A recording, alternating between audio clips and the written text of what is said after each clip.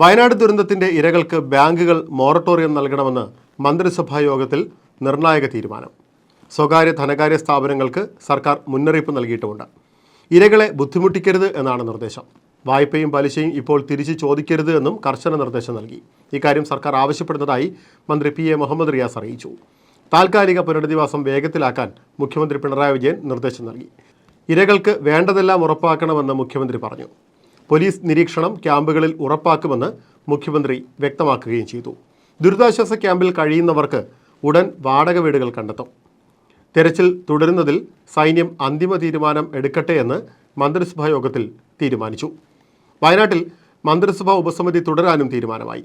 വയനാട്ടിൽ ഉരുൾപൊട്ടലിൽ കാണാതായവരുടെ പട്ടിക സംസ്ഥാന സർക്കാർ ഇന്ന് പുറത്തുവിട്ടു. 138 പേരുടെ പട്ടികയാണ് പുറത്തുവിട്ടത്. ഇത് താൽക്കാലിക പട്ടികയാണെന്ന് ജില്ലാ ഭരണകൂടം അറിയിച്ചു.